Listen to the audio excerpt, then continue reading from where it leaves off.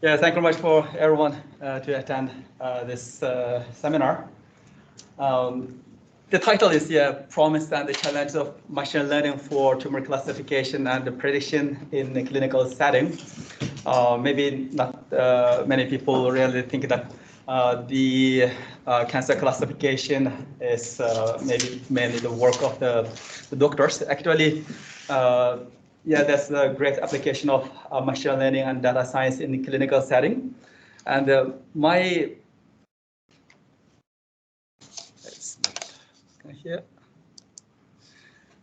today's agenda is mainly, first I will introduce the field, and then the current challenges of analyzing large genomic data and its utility in cancer classification and prediction, and my experiences that developed several tools that use it in the clinical trials.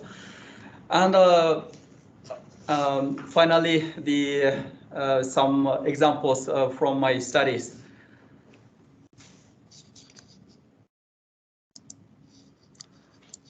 Yeah, I have a lot of busy experiences in the different places. Firstly, I did my PhD in UK in biomedical engineering. Originally, my background is in electronics and computer science, like both like more close field. Then the PhD is biomedical engineering. Then I worked at Philips, and there about brain imaging and also classification of the stroke, the bleeding, or the artery, the blockage, and also estimation of the bleeding volume. And later I worked at the Princess Margaret Cancer Center for about 7 years. So I will not talk about my biomedical engineering or other work because the time is very short, just about 1 hour. So mainly I'm going to talk my experiences at the Princess Margaret Cancer Center. And there I worked with a number of doctors. Like for example, Dr. Zadeh, she is a brain surgery specialist, did many brain surgery, and also the pathologist, Dr. Adaka, and also radiologist for the lung, and Dr. Minso, he is a specialist in the lung surgery and all aspects, and also pediatric specialist as well. So this seems to be a bit maybe interesting how I worked with all those doctors and those people. When we look at the process of obtaining the data and how we are analyzing the steps, is first the surgery people, they remove the tissue from the body if this is the tumor, colon cancer. And then they embed those tissue in the paraffin because they want to store it for a longer time, or can use the fresh or maybe frozen samples as well. But mainly this is the paraffin embedded. And then pathologists going to make a diagnosis. They just cut the slices, and then they took the slice and they check under the microscope and decide what's the grade. And based on a different grade, doctors perform various different treatment. So this is the stage. And when we say genomic data, we got those like gene expression, methylation, or proteomics data is taken from this preserved tissue. It could be paraffin embedded or maybe a frozen tissue. So what we do is just to get the DNA, after getting the DNA of this, and there's a machine that get the data for us. And my work is mainly analyze those data, the methylation and the gene expression. And the data, genomic data might not be just from the tissue. It also can be from the liquid biopsy. Those liquid biopsy could be from the blood, could be from the cerebral fluid, cerebral spinal fluid, or it can be from the urine. This is very new technology. Just within just several years, it becomes more and more popular. This is very new technology, and it's not established yet. But this one also can give a lot of information from the blood stream, can get the tumor DNA, and they can see where it comes from and what type of stage. But this very tiny information. So it's not easy, but the technology is still developing. But mainly, I'm going to talk about the well-established technology based on the tissue DNA. And what type of information we can get from those DNA? Actually, a lot. It's unethical to ask a question from someone, what's your age, yeah? But from the DNA, we can estimate the age of a person. What we do is just get those the DNA data, and this is the cell composition, so that just get the cell of those from the blood, and then when you look at it, actually it shows some pattern. And when we correlate it with the patient distribution, especially just this one I'm going to talk, and this is the age of 2 to maybe something like more older age. When we look at those, this cell, this is the similar cells, they have a certain pattern. From younger age to older age, the patterns comes up. And when we look at it more in depth, actually there are just several of those cells is really very prominent. For example, the granular site that's very dark, from younger age to getting older someone, it becomes a lot more granular site. And the monocyte is dropping over time. So this is the composition. And based on those data, for a number of cells, when we look at it, and with a certain mathematical formulation like Rogers, they can get precise estimation of the age just after getting the cell composition. Certain mathematical formulation get the age, what the age of the person. So this is just based on the cell composition and the mathematical thing. So that's why we need the mathematicians or maybe data science people to do those work. So what else we can get it? A lot of information actually. For example, we can easily identify the gender from the data. And also we can get the disease type, maybe what type of disease. Brain cancer, lung cancer, or maybe many stages as well. And also the treatment-related information as well. If someone radiation treated, the changes happens.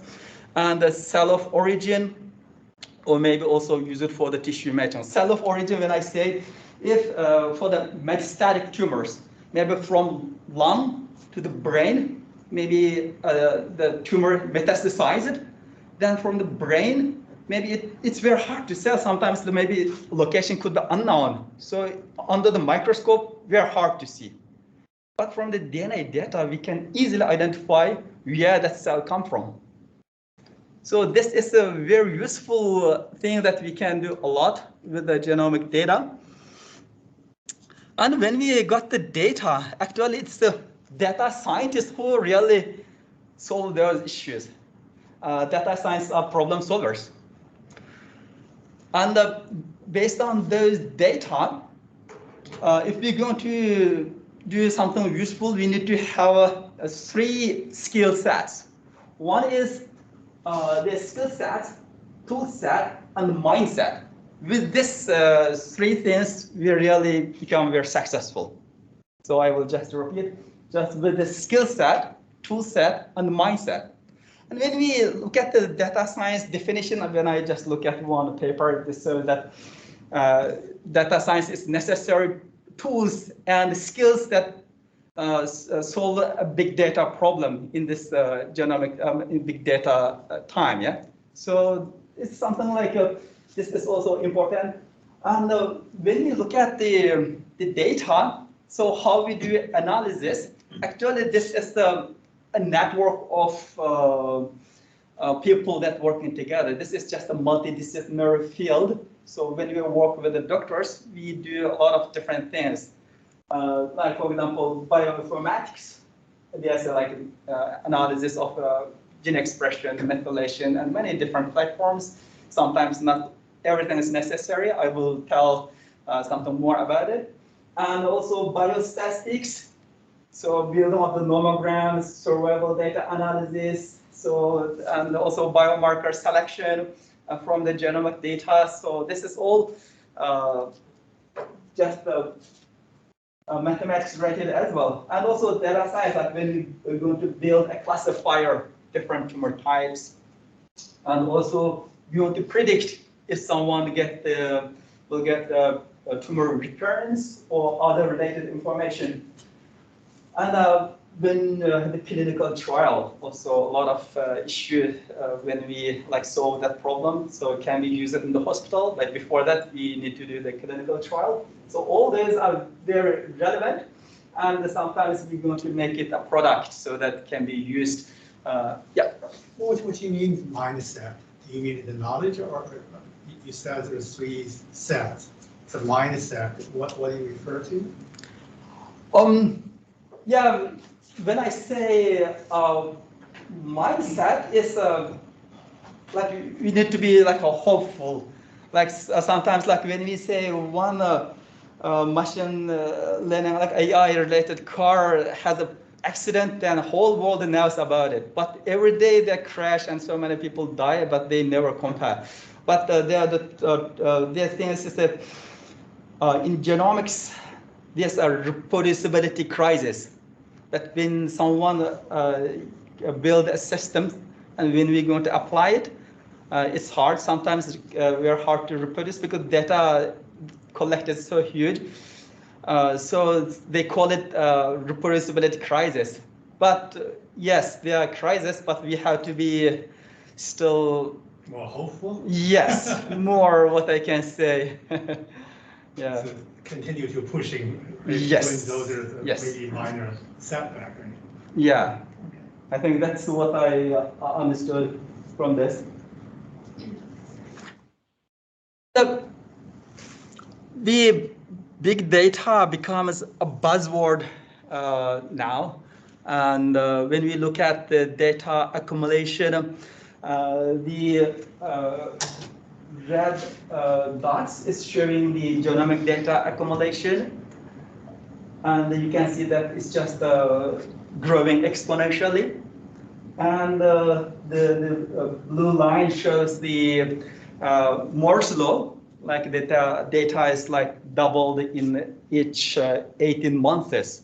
When we compare to that one, actually genomic data is really growing much faster than the Moore's law.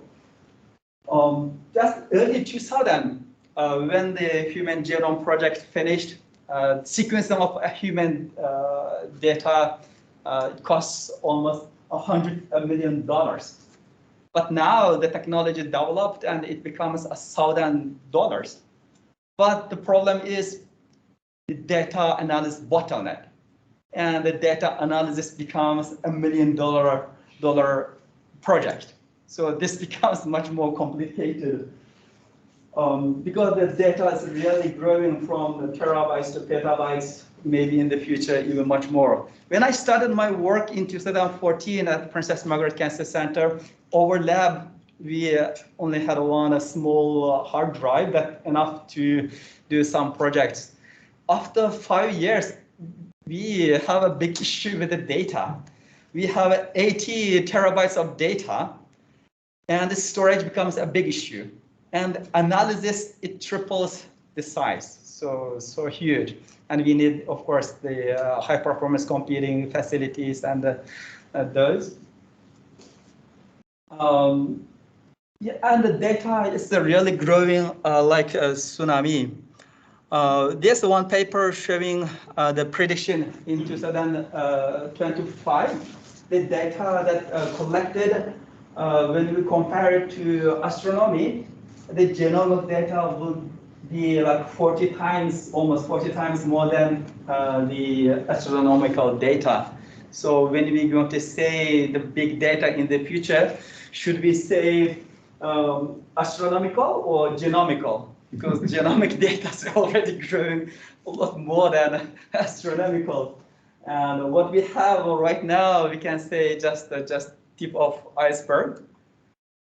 But on the positive side, the future of the AI and data science is really a good future. For example, 2026, there's one study showing that the top 10 AI application, actually quite many is quite related to the medical field as well. And when we apply those, I think it will save $150 billion from US economy. Yeah, this is not just the US, and it will save a lot from Canadian economy as well. Like when we look at it, like robotic assisted surgery, and the virtual nursing assistants, and the dosage error reduction, and because when we have the precision medicine, and also we will have like a clinical trials and a preliminary diagnosis, like many things like image diagnosis. This is all just related to the medical, but this is the application of AI and machine learning for this field.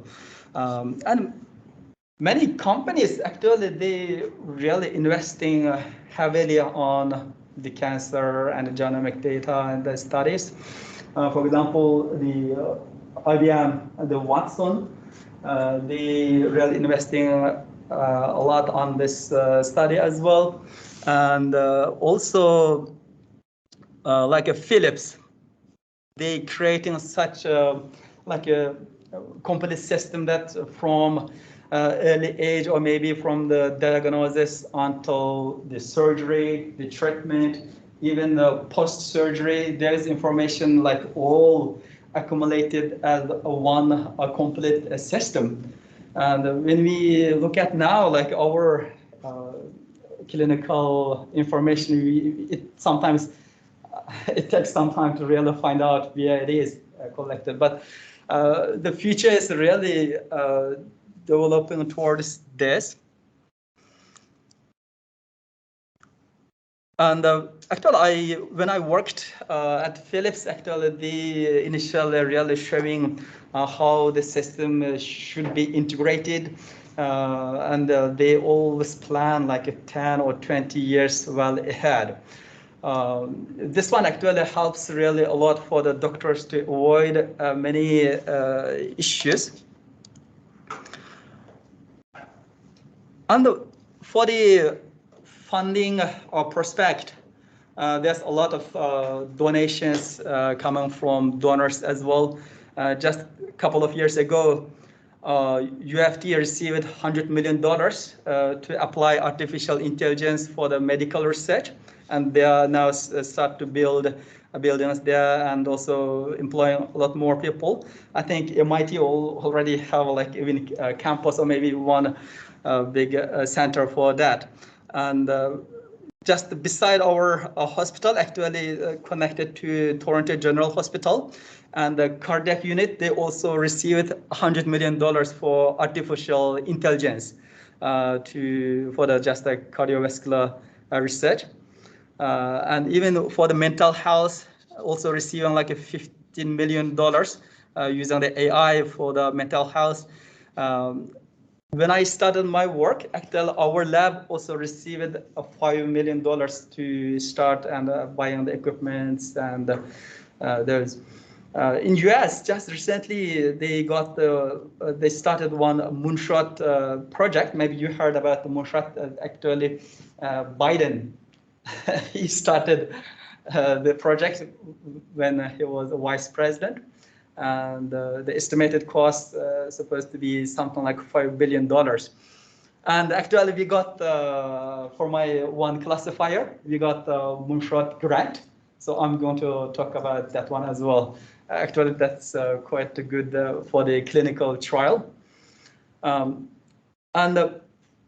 we say that Canada is the leader in AI, and Dr. Hinton from UFT, he's the godfather of the AI. But for the application or maybe development related, actually there's still quite big gap compared to US and Germany. I'm going to talk like how they applied this already in their healthcare and the clinical system.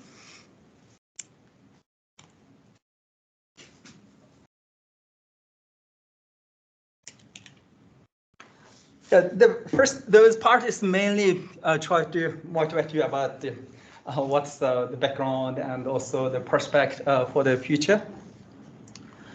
Now I'm going to briefly talk about the two main projects. One is the tumor classification using the multiple different tumors, like we call it pan cancer. Another is predict the tumor recurrence. But a lot of other projects, but each of them take quite much time. And for clinical setting, the accurate diagnosis is really critical because based on the diagnosis, the treatment and also management of the patients will be totally different. Actually, I used publicly available genomic data. We call it from the Cancer Genome Atlas. And I used the genomic data with the pathologist and the brain surgery specialist. We work together. When we look at the pathologic studies, actually under the microscope, sometimes it's very hard to distinguish the tissues, and also the interdisciplinary or maybe inter-observer differences among the pathologists. There's one famous study from JAMA. It shows that the inter-observer variability could be 25% to 45% among different pathologists. So this is quite high. If it's almost 50%, that means just the flip of the coin. This one really decides, should we treat or no, I mean the surgery or like observation, or like this is very big decision. So we studied if the methylation or maybe gene expression can be helpful to make the diagnosis, and also it can helpful for just identifying some the outliers. And when we look at the tissue under the microscope, I'm not the specialist, but just to tell what's briefly what we did. And this is a lung tissue, and then under the microscope, the pathologist make a diagnosis using the biopsy tissue. And then it can be the squamous or adeno, and this is what are the different cancers, and also large cell or small cell. And based on those, when you look at it, there are another part of the body, like this is head neck cancer, and there's a squamous, like a real tight shape. It's quite close to the lung shape. They have very close. And this is another from the oral cavity, also some closeness. And when we look at the brain cancer, there's two types of brain cancer, but there's 100 different types. But when you look at the two major ones, one is the IDH mutant and another is called IDH wild type. If we don't compare the colors, sometimes it could be hard to really make a diagnosis accurately in certain cases. But with the genomic data, we can 100% can separate if it's a mutant or wild type, two different tumor types. And the effect, if it's a mutant, someone can live 10 years, even more. If it's a wild type, the person may survive only average 1.5 years. So it could be 6 months or 9 months. So those need to be really treated, and radiation and the chemotherapy, and they need to be done very thorough work. And the 22 tumor types that I studied, like lung, brain, and colon, and many different tumor types. But I'm not going to tell all those details. When we look at them, the classification framework, maybe you understand this better from the block diagrams. I'm not going to talk the right side. genomic related, but what we use is just that those pipelines could be similar to the data science, like we import the data, then process it, exploratory analysis, then we perform the feature selection from genomic data, then build classification models and test and interpret the data, and then we may improve it. So this is what you normally do in your studies. The pipelines that on the right side is just established pipelines that we can just integrate to those. And actually the results is really outstanding, like with the gene expression or methylation, the accuracy is quite high, 96, 99 for this tumor, and even we can integrate 2 different tumor types. Actually it improves, and we also can detect outliers, like when look at the classifier, when gives a wrong classification, then when we check it, we can detect those outliers. For example, when we look at the bladder cancer, like this stromal type, and this is a kidney papillary tumor. This is what's established ones, and this is the one that outlier. And our classification algorithm shows that it's closer to bladder cancer. Originally, it was diagnosed as a papillary cancer. Even with the visual eye, you can see that actually they are more closer. So this is automated algorithm that detected that, and also the mutation. That is what you see in the mutation, the COVID mutated. But the cancer also has certain mutation that were unique to each tumor. Actually, that unique sample have a very similar feature as bladder cancer as well. Actually, there's methods not only under the research in the laboratory. We did complete like pan-cancer analysis. German Cancer Society, another research group that we work together, they built their brain cancer only classifier. Can classify almost like almost 200 different types of tumor types. They can make a diagnosis. This is the output from their classifier, and this produces the results of what type of tumor type it is, does it match, and then based on this, the people will make it, use it just for as a reference. And this paper was published in Nature. And the good thing is that Germany, they use this one as a sort of something backup for the diagnosis. And the public healthcare or maybe private insurance, they cover the cost of the methylation sequencing.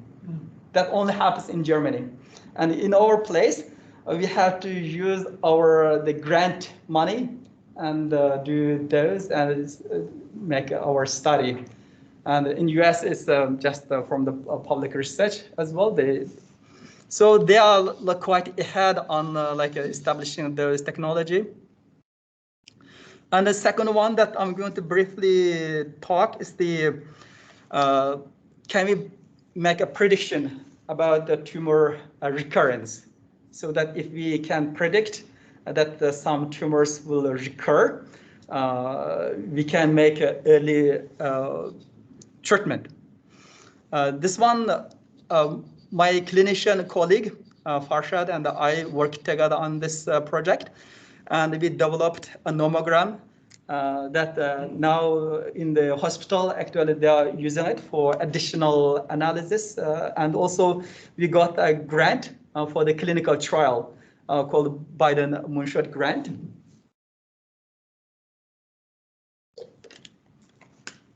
So you already started, this grant is already started, or is it yes. coming? Okay. Yeah, it's started already actually. For how long? Actually, main players are Dr. Aldapa and Dr. Zada, the clinical side. They use my algorithm to see, I think it will last maybe another couple of years, and try to see does it make any effect. And when you look at the this aggressive tumor, pathologists make a grading, grade 1, grade 2, and grade 3. And grade 1, 20% may recur. And when we say grade 1, mainly do surgery and then put the patient at observation. Only 20% may recur. But when it's grade 3, doctors perform surgery and then just do radiation treatment on that patient. But 80% recur. But the gray zone is grade 2. So only 40% will recur in this case. So it's very hard to say, should we treat the patient like a radiation treatment or not. This becomes very hard from one pathologist to another pathologist, and from one center to another center, it may differ. So the main aim is can we build a predictor so that if it can find high risk and a low risk. If it's a high risk, we can do treatment. We're using the methylation data to build a predictor, a GBM model, a gradient booster model. We used 560 samples and 3 different center validation. Not only Canada, we also made a validation from Germany and the US, also Hong Kong, so that like it's well established. Because sometimes the treatment or maybe different center may have some differences, so in order to avoid the bias. And our results show that we can separate the patients into high risk and low risk groups. And here, the low risk groups have a better survival, longer survival. This is a survival data. And the high risk group, it had like early recurrence, like a year 2 or maybe 1, they may have a recurrence. So we can get from just the one data, the methylation data, we can separate them to multiple the high risk or low risk groups. And even furthermore, for grade 1, grade 2, and grade 3, we still can separate them into multiple groups. For example, like here's like a high risk or low risk for the grade 1. Also for the grade 2, we can separate it into high risk or low risk, even for the grade 3 as well. So this is something not only within the meningioma itself, even each single grade, we can still separate people into a high risk and a low risk. And this is just the methylation data. When we combine it with the clinical data, actually it really gives the probability for the recurrence.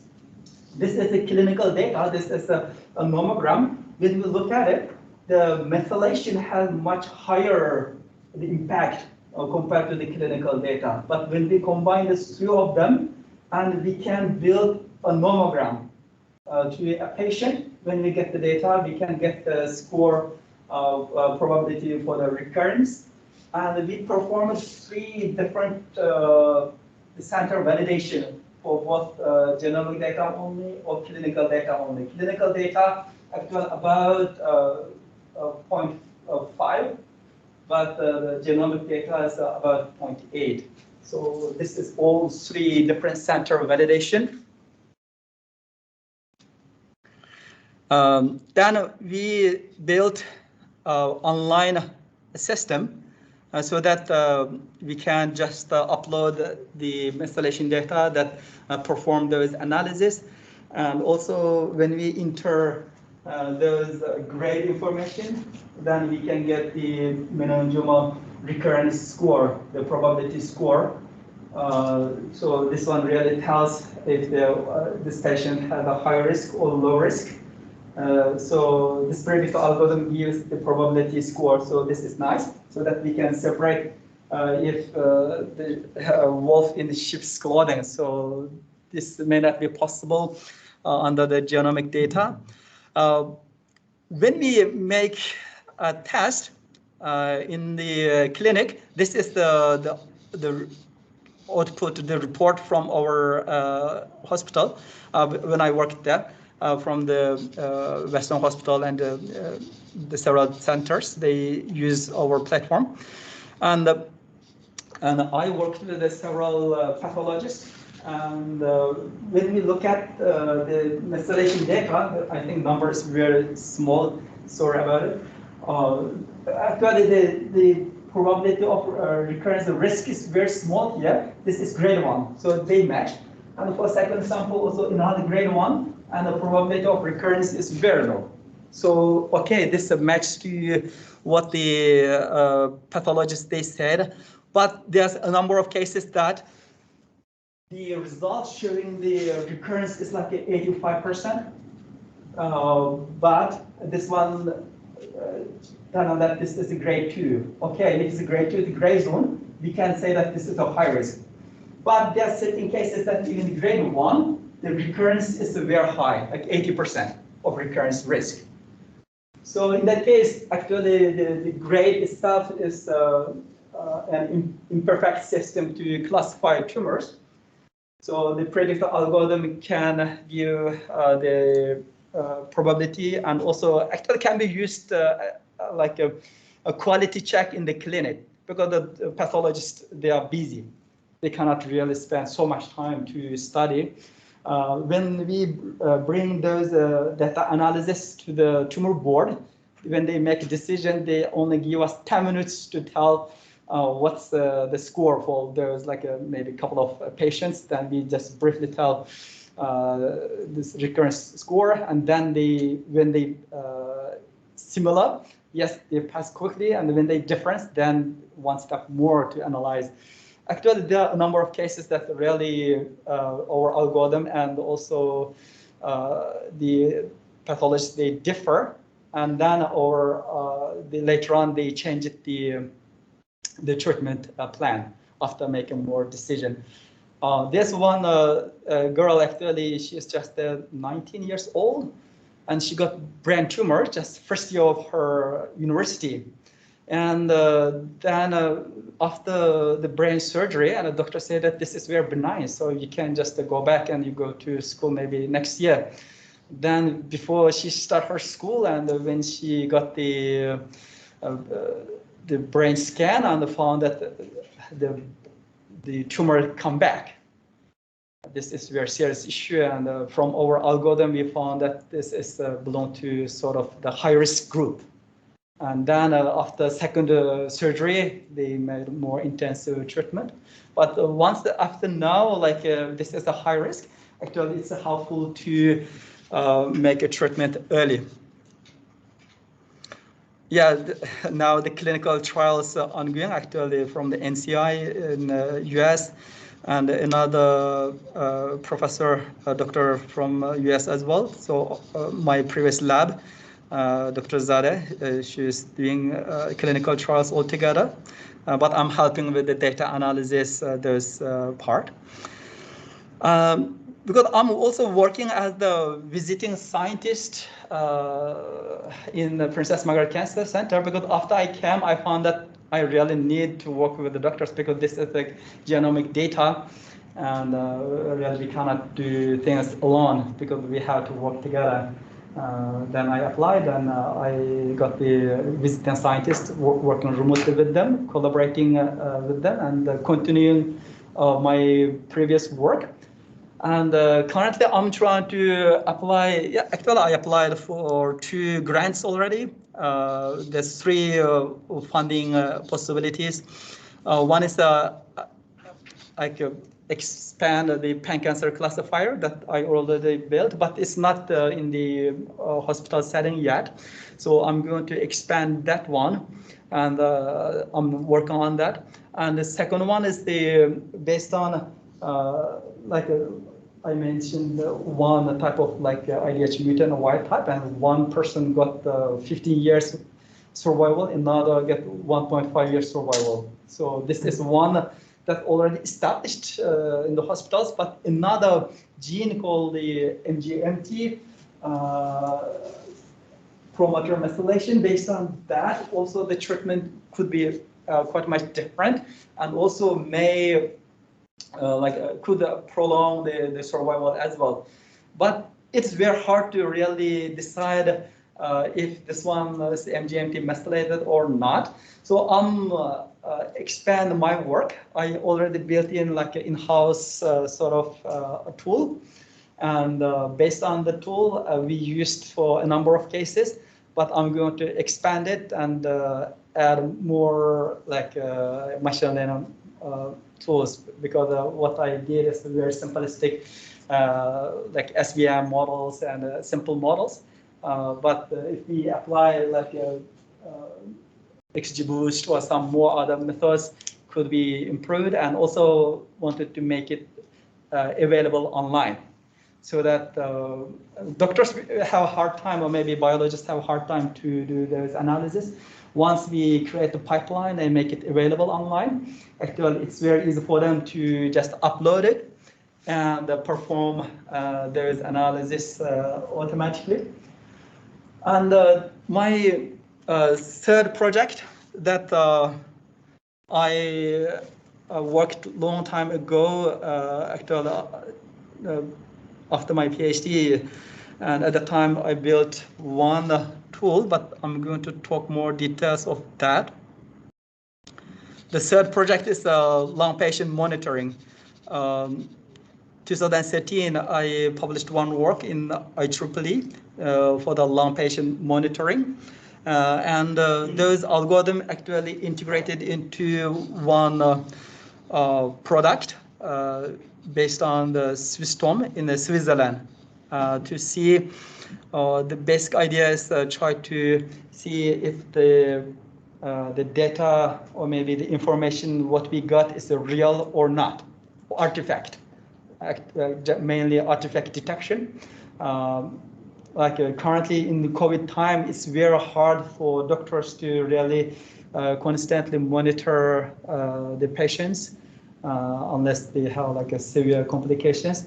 My main idea is to try to see, monitor the lung of the patient to see if the signal comes from the patient or maybe it's artifact. This is the data quality that we used to check for the signal quality. This is one bigger project, but other two projects is more like a pre-established work. We just wanted to finish it and make it a paper. And my several collaborators from NCI, the Dr. Adapa, and also my collaborator, my previous lab, Dr. Zara, they all supporting this, and we already accumulated genomic data for that. So anyone interested in, yes, there's a possibility to work on a number of projects.